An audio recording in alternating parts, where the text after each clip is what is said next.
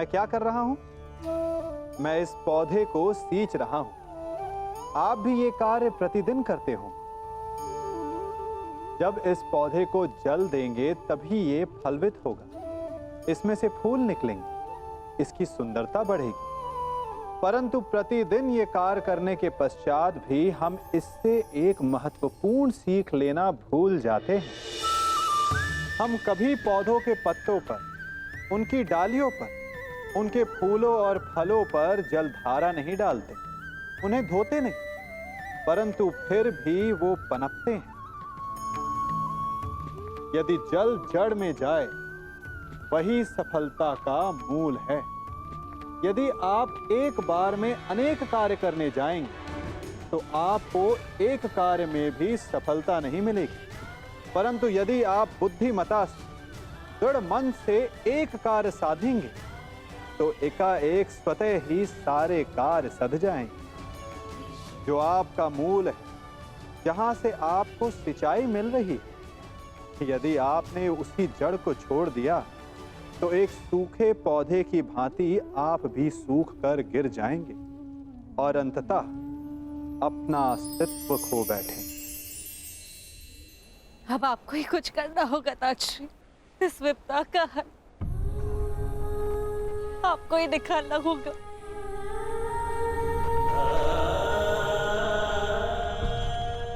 एक माता अपने कर्तव्य में चूक गई है।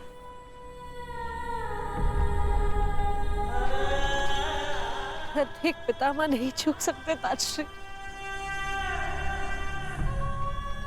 कुछ कीजिए। हर बार भीष्म के समक्ष ही भीष्म स्थिति क्यों उत्पन्न हो जाती है? क्यों?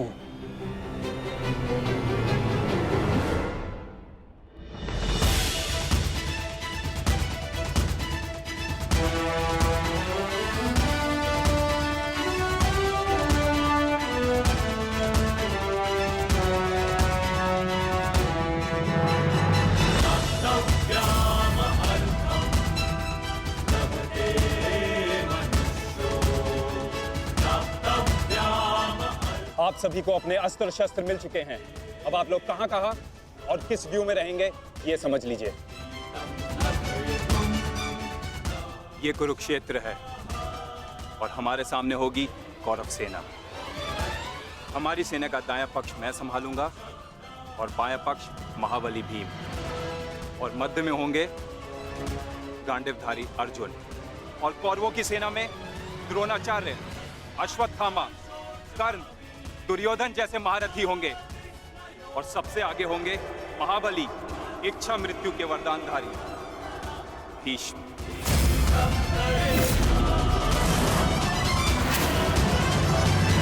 इस युद्ध में सभी ने अपना स्थान जान लिया है।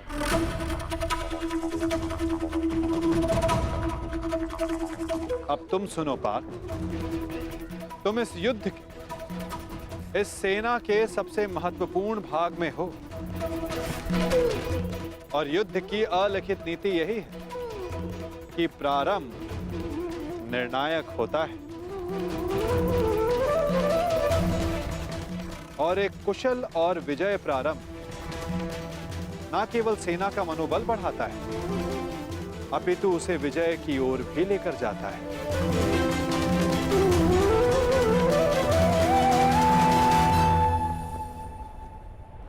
तुम हमारी सेना के मेरुदंड हो, मूल आधार हो, इसलिए विशेषतः आक्रमण तुम्हारे ऊपर ही होंगे पार्थ।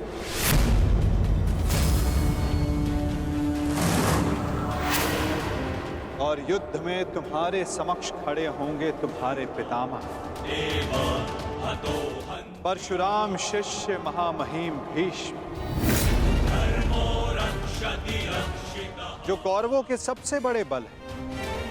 और कूटनीति यही कहती है कि यदि आधार को गिरा दिया जाए तो इमारत को गिरने में ज्यादा समय नहीं लगता। और महामहिम भीष्म कौरव सेना के आधार हैं।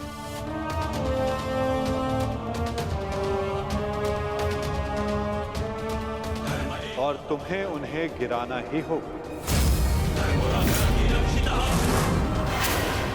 यदि युद्ध के प्रथम दिन ही तुम उन पर हावी हो जाओ तो ये हमारे पक्ष के लिए सर्वोत्तम होगा पार्थ।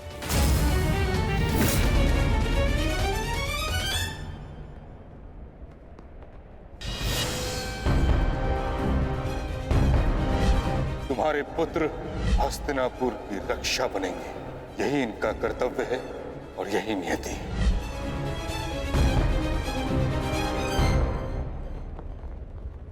कहां खो गए पार्थ? मैं बस यही सोच रहा हूं माधव, पितामह पर वश कैसे कर पाऊंगा। वो देव गुरु बृहस्पति और भगवान परशुराम के शिष्य हैं और उस पर उन्हें इच्छा मृत्यु का वरदान प्राप्त है। ऐसे विकट योद्धा को कैसे पराजित कर पाऊंगा मैं? कैसे रोक पाऊंगा मैं उन्हें? उत्तम, अति उत्तम। बधाई हो पार्थ, तुम तो महाभारत का युद्ध प्रारंभ होने से पूर्व ही पराजित हो गए।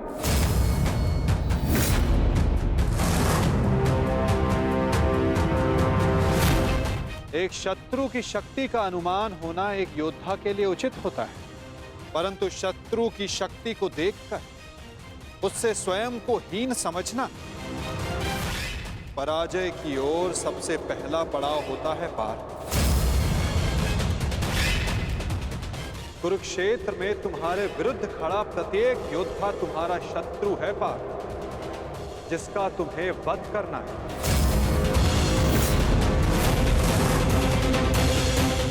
अन्यथा आज तुम भीष्म से भयभीत हो, कल तुम कर्ण से हो, परसों तुम ये कहोगे कि मैं आचार्य द्रोण का सामना कैसे करूं।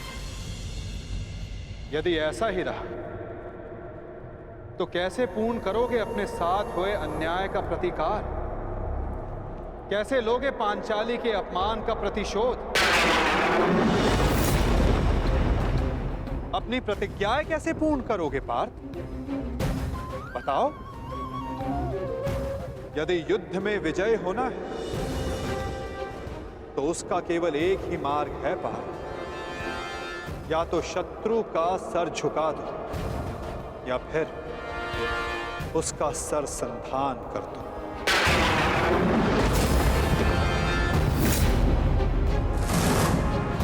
यदि तुम्हें इस धर्म युद्ध में विजय पानी है तो तुम्हें अपने पितामह का सर झुकाना होगा।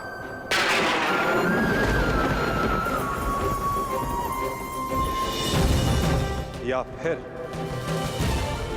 उनका सर संधान करना होगा पार्थ।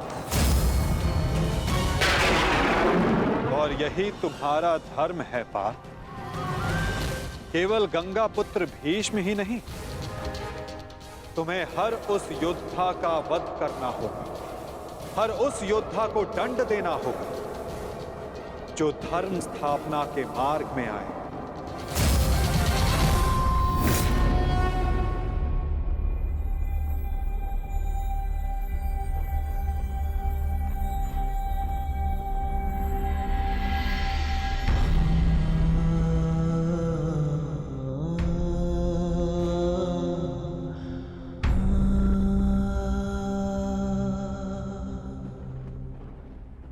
क्या हुआ पार्थ? तुम इतने विचलित क्यों हो? कुछ नहीं माधव।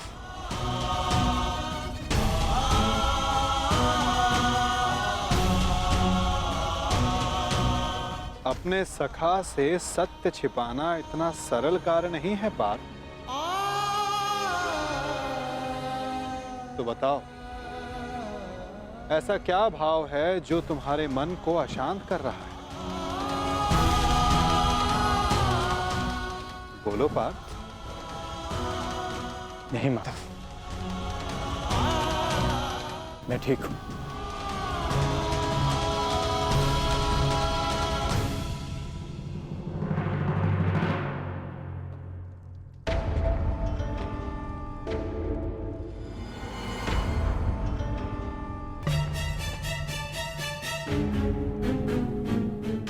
पहुंच गए। मेरे पितामह कहाँ रह गए?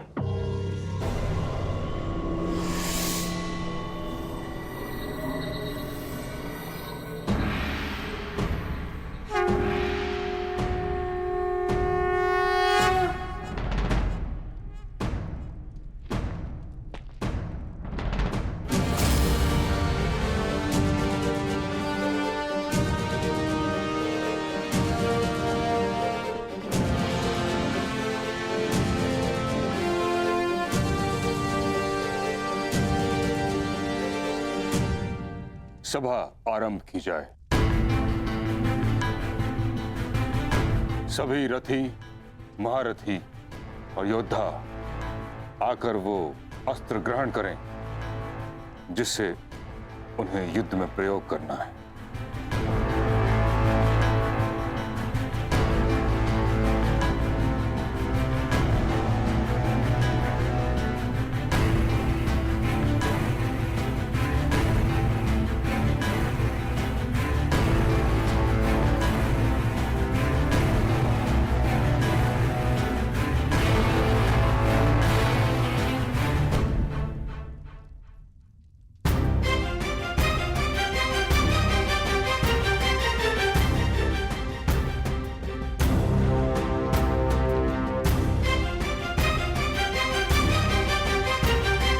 प्रणिपात महामहिम।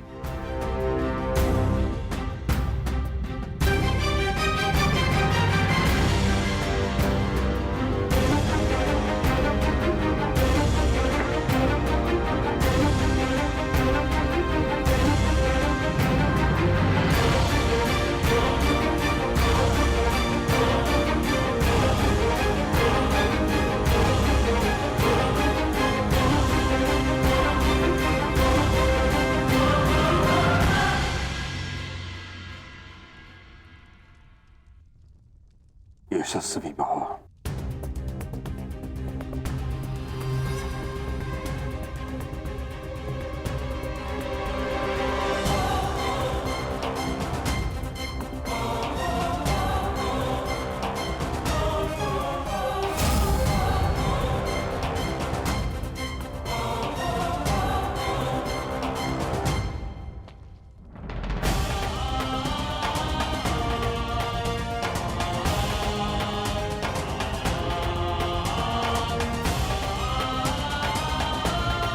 प्रणिपात महामहिम।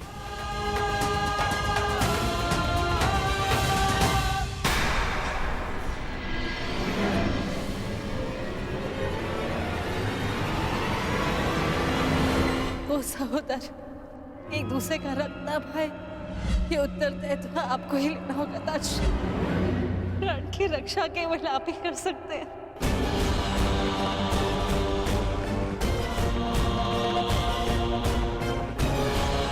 मैं अपने 6 पुत्रों को जीवन देखना चाहती हूँ।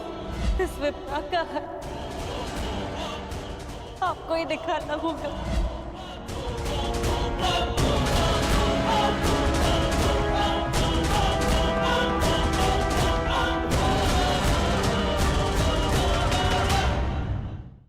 मेरा शस्त्र महामहिम।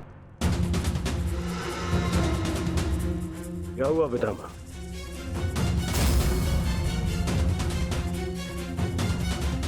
इसका क्या अर्थ है? इसका अर्थ है कि एक सूत पुत्र मेरी ओर से युद्ध में भाग नहीं लेगा।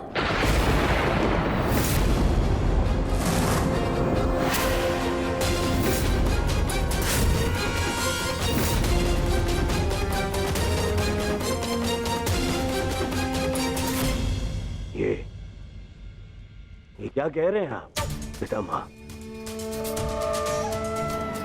आप अब भूल रहे हैं, वर्षों पहले मैं अंगराज को राजा घोषित कर चुका हूं। उसके कर्म को उसके जन्म से प्रधानता दे दी आपने।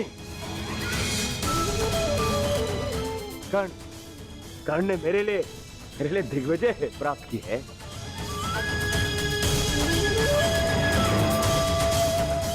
आपने स्वयं विराट युद्ध में उसके साथ मिलकर युद्ध किया।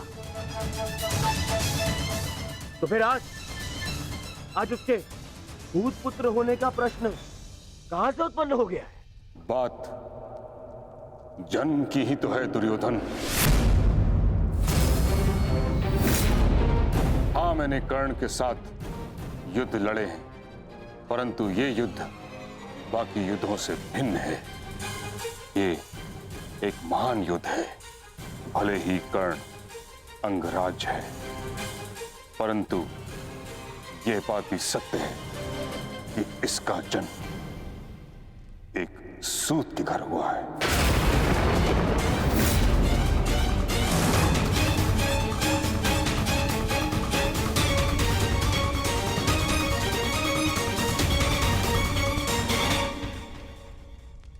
मैंने सदा इस पल की प्रतीक्षा की है जब मैं ये सिद्ध कर सकूं कि जीवन जन्म पर नहीं, कर्म पर निर्भर होता है। और आज जब ये समय आया तो आप मुझसे कह रहे हैं कि मैं रिक्त हाथ लौट जाऊं। ये युद्ध केवल मेरा अधिकार नहीं, मेरे जीवन जीने का लक्ष्य है। आप मुझसे मेरा अधिकार, मेरा लक्ष्य मत छीनिए। मैंने अपने मित्र को वचन दिया है कि इस युद्ध में मैं उसकी रक्षा करूंगा, पूर्ण रूप से मैं उसकी सहायता करूंगा, चाहे मेरे प्राण क्यों ना चले जाएं।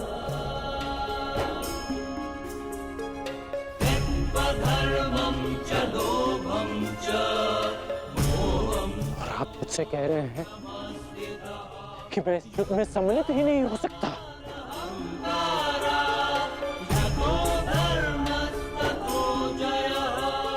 ऐसा क्या अपराध कर दिया मैंने कि आप मुझे ये दंड दे रहे हैं?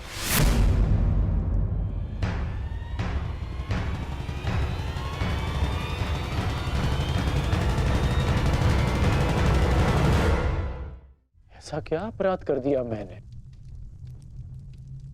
कि आप मुझे ये दंड दे रहे हैं?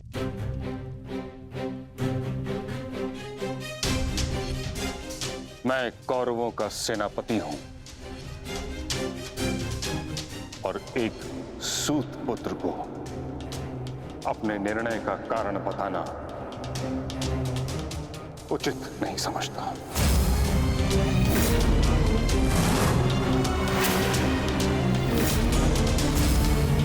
और ये मेरा अंतिम निर्णय है कि जब तक मैं युद्ध भूमि में हूं तब तक कर्ण युद्ध भूमि से दूर रहेगा।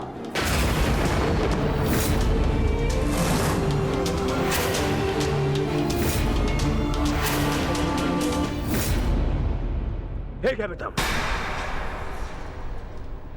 कर्ण को उत्तर देना या ना देना आपका अधिकार है, परंतु एक सेनापति का कर्तव्य भी है और धर्म भी कि वो अपने युवराज के हर एक प्रश्न का उसे उत्तर दे। तुम्हारा पितामह होने के नाते मैं इस प्रश्न का उत्तर देना उचित नहीं समझता।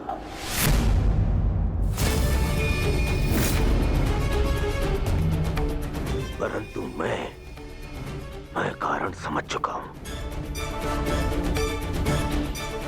और कारण ये है कि आपका मन उन पांडवों के पक्ष में डोल रहा है।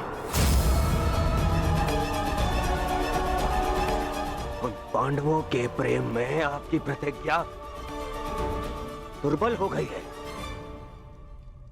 विश्वासघात कर रहे हैं आप हमारे साथ, विश्वासघात। दुर्योधन,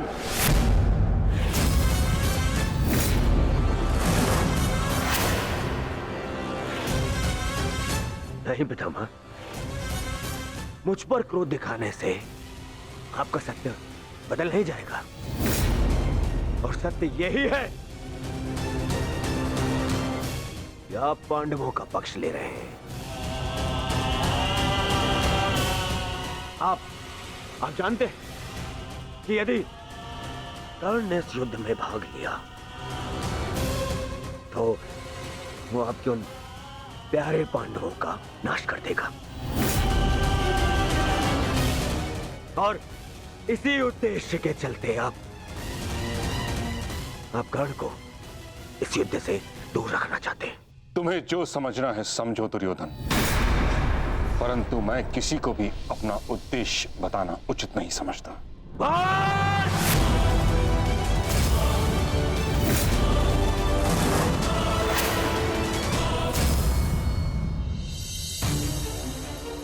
बहुत हो गया पितामह, बहुत हो गया। अब आपको अवकाश लेने की आवश्यकता है। बूढ़े हो गए हैं आप।